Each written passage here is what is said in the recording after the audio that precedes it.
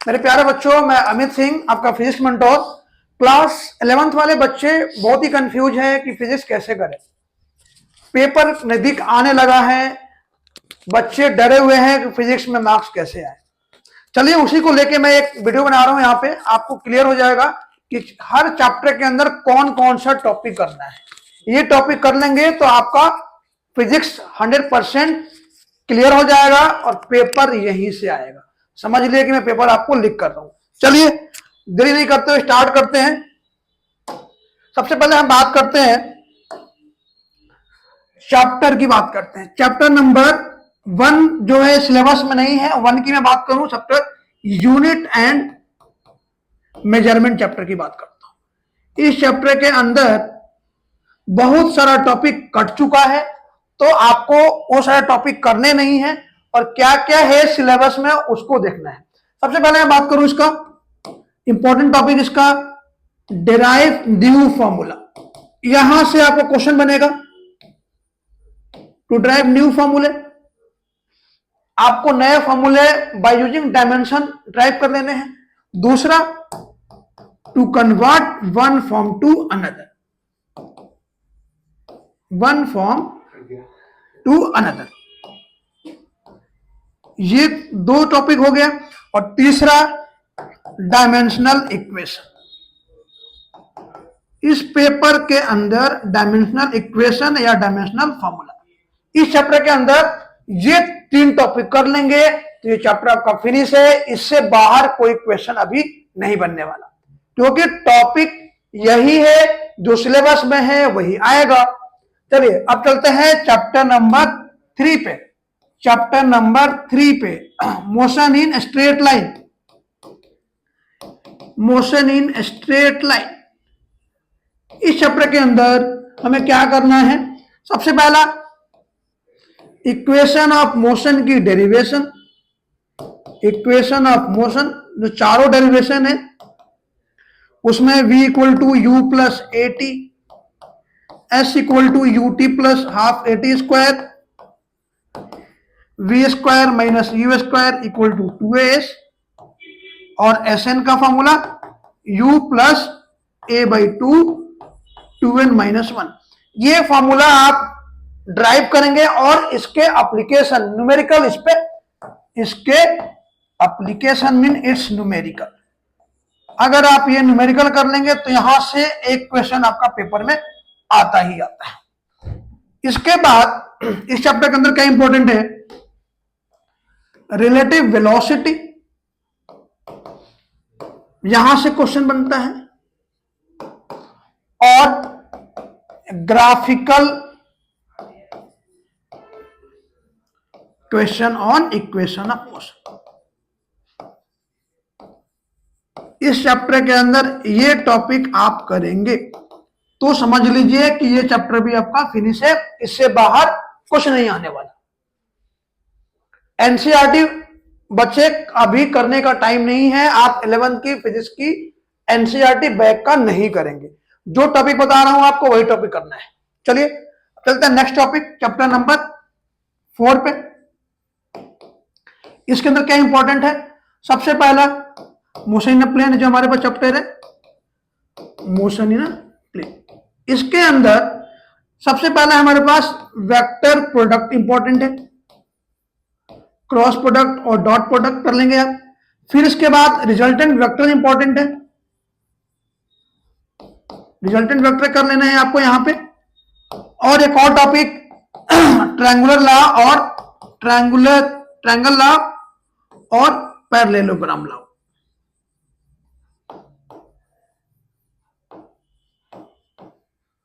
Of vector addition.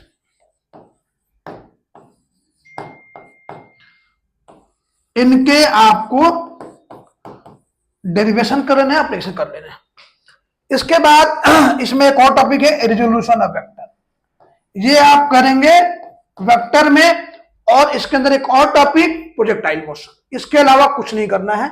एक और topic आपका इसके अंदर बचे इस चैप्टर के अंदर, that is projectile motion. Projectile motion. आपको ये सारे टॉपिक कर लेने हैं इस चैप्टर के अंदर। ठीक है बच्चों, चलिए अब मैं बात करूं आपसे next chapter, chapter number 5, laws of motion.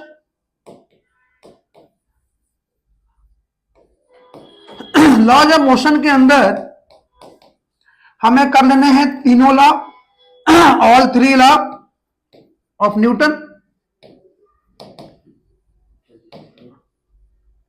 उसके बाद आपको क्या करना है, इसके बाद हमें करना है फ्री बॉडी डायग्राम और free body diagram and connected body वाले न्यूमेरिकल। कनेक्टेड बॉडी में आपको क्या करने हैं, पढ़ा होगा आपने, एक तो पुली हो गया, पुली सिस्टम, दूसरा हॉरिजॉन्टल और वर्टिकल प्लेन वाले question, horizontal and vertical plane पे टेंशन का निकालना और क्या निकालना, और उसका एक्सेलरेशन फाइंड करना कनेक्टेड बॉडी का, ये आपको क्लियर होना चाहिए। इस चैप्टर के अंदर एक टॉपिक और है आपको जो बताऊं इंपॉर्टेंट, दैट इज प्लेन हो गया। इसके बाद फ्रिक्शन हो गया। फ्रिक्शन में इंपॉर्टेंट है आपका लॉज, इसके ग्राफ और इसके न्यूमेरिकल।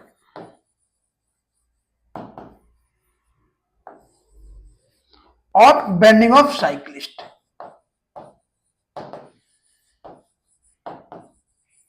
इस चैप्टर के अंदर ये टॉपिक आप कर लेंगे तो आपका ये चैप्टर भी फिनिश है।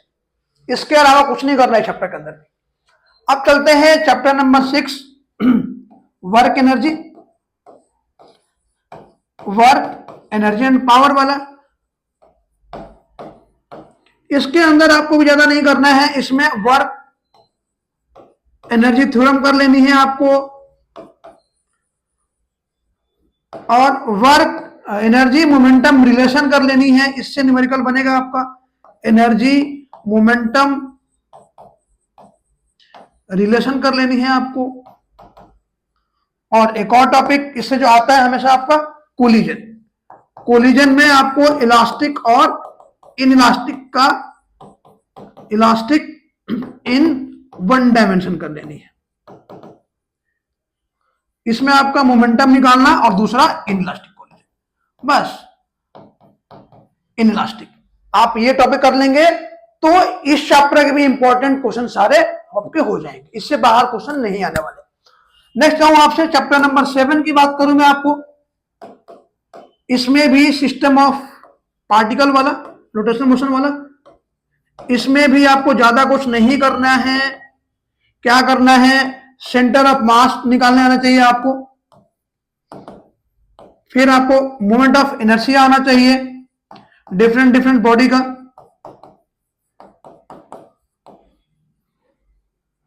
और टॉर्क कर लेंगे। टॉर्क कैसे फाइंड करते हैं, क्या एप्लीकेशन है उसका, और principle of conservation of angular momentum, यहां से आप कर लेंगे। इसके अंदर भी 4 टॉपिक करना है आपको ऑफ एंगुलर मोमेंटम। आप ये टॉपिक करेंगे तो ये चैप्टर भी आपका फिनिश है। नेक्स्ट चैप्टर की मैं बात करूं, चैप्टर नंबर 8 जो है ग्रेविटेशन। इसके अंदर भी हमें कुछ टॉपिक ऐसे हैं जो हमेशा रिपीट होते हैं। पहला टॉपिक है हमारा ग्रेविटेशनल पोटेंशियल एनर्जी का, ग्रेविटेशनल पोटेंशियल एंड एनर्जी। दूसरा आपका escape velocity and orbital velocity, इसके डेरिवेशन, और केपलर्स का लॉ। आपको केपलर्स लॉ, और चौथा लास्ट टॉपिक आपका variation of acceleration due to gravity, of acceleration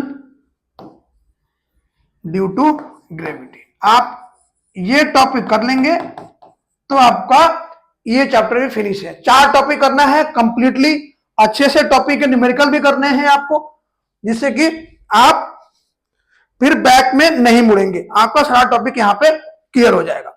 चलिए अब चलते हैं, नेक्स्ट चैप्टर हमारा है chapter number 9, that is mechanical property of solid. इसमें आप क्या करने हैं, एक तो यंग्स मॉडुलस कर लेने हैं आपको, यंग्स मॉडुलस इंपॉर्टेंट है, और बल्क मॉडुलस। इसमें एक और इंपॉर्टेंट टॉपिक आपका जो है स्ट्रेस स्ट्रेन कर्व,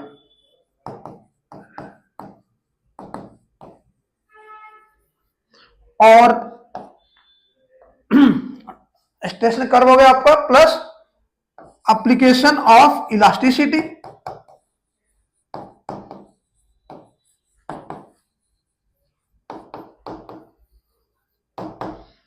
इसमें आपका इलास्टोमर हो गया, इलास्टोमर, और डिफरेंट बॉडी जैसे ब्रिटल मटेरियल हो गया एक्सेट्रा, इनके डेफिनेशन, स्टेटमेंट और ग्राफ कर लेने हैं। यहां से आपका ये चैप्टर भी फिनिश है। फिर आता है चैप्टर नंबर 10 की बात करें। चैप्टर 10 के अंदर अगर मैं आपसे बात करूं फ्लूइड वाला, फ्लूइड थोड़ा सा बड़ा चैप्टर है, यहां से क्वेश्चन थोड़ा ज्यादा बनता है। पास्कल लॉ आप याद करेंगे यहां पे, पास्कल्स लॉ, और इसके एप्लीकेशन में आपको हाइड्रोलिक ब्रेक हो गया, हाइड्रोलिक लिफ्ट हो गया, दोनों कर लेना है। उसके बाद इसमें इंपॉर्टेंट है आपका विस्कोसिटी, विस्कोसिटी कर लेनी है आपको, इसके एप्लीकेशन,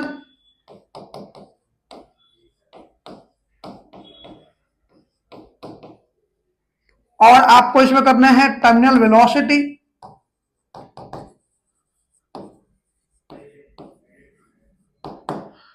उसके बाद Reynolds number,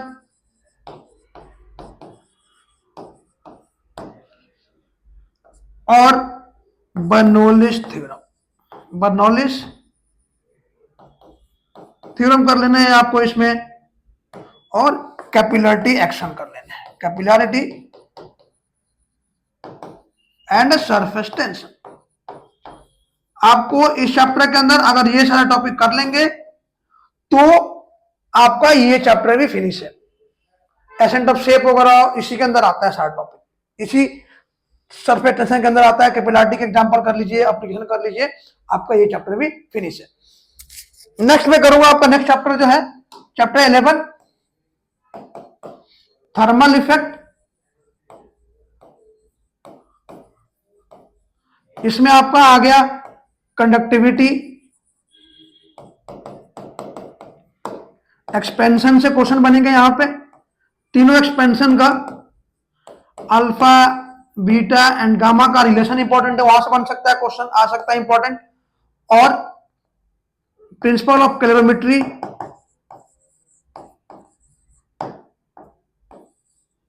principle of calorimetry हो गया। और आपका क्या बन गया इसमें प्रिंसिपल कैलोरीमेट्री के बाद, इसके बाद आपका बचा इसमें की जो विंस डिस्प्लेसमेंट लॉ,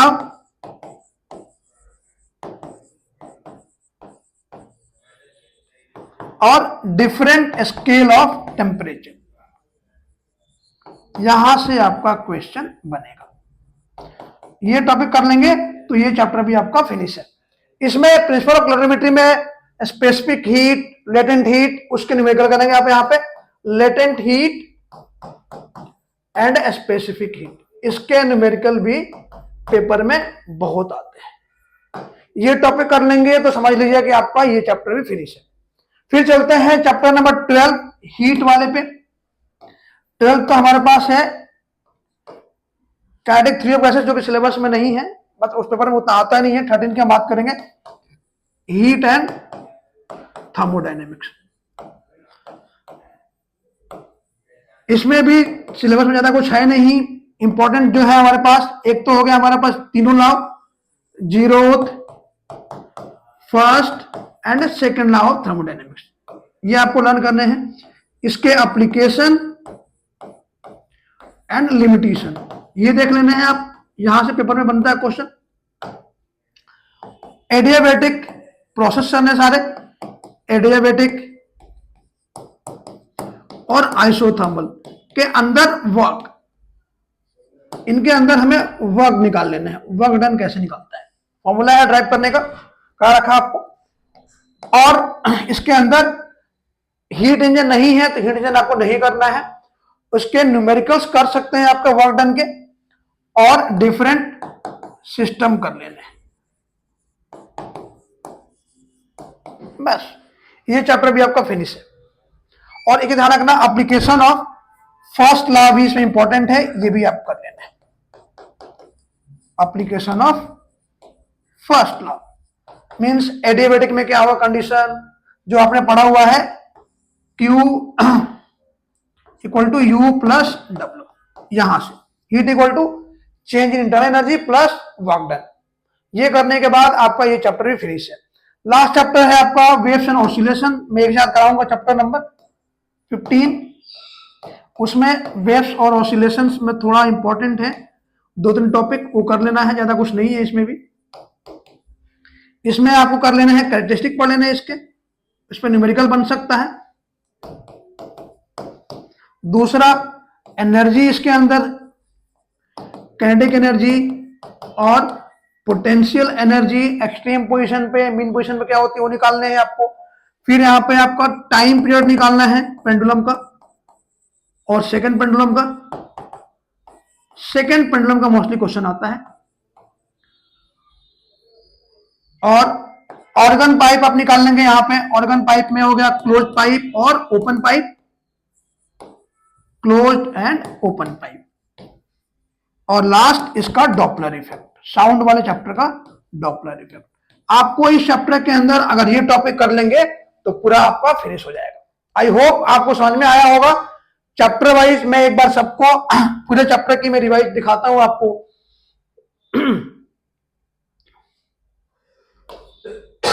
आप चैप्टर वाइज देख लेंगे, एक बार मैं शीट सारी खोल रहा हूं दोबारा। ये वो चैप्टर 1 का, देखें आप यहाँ पे, अगर आप चाहे तो यहां से स्क्रीनशॉट ले सकते हैं। फिर 2 का 3 का हो गया, 1 और 2 एक ही है। फिर ये 4 का हो गया मोशन इन प्लेन का। फिर ये 5th का हो गया लॉज ऑफ मोशन। फिर ये हो गया आपका 6 का वर्क एनर्जी एंड पावर का हो गया। फिर आपका हो गया सिस्टम ऑफ पार्टिकल्स, ये चैप्टर नंबर 7 हो गया। फिर चैप्टर 8 ग्रेविटेशन। फिर चैप्टर 9 ये सॉलिड का हो गया आपका। चैप्टर 10 फ्लूइड हो गया। चैप्टर 11 थर्मल प्रॉपर्टी हो गया। चैप्टर 12 सिलेबस में नहीं है, जो काइनेटिक थ्योरी है उसमें से क्वेश्चन नहीं आता उतना। चैप्टर 13 हीट एंड थर्मोडायनामिक्स हो गया आपका, देखें टॉपिक क्या क्या है।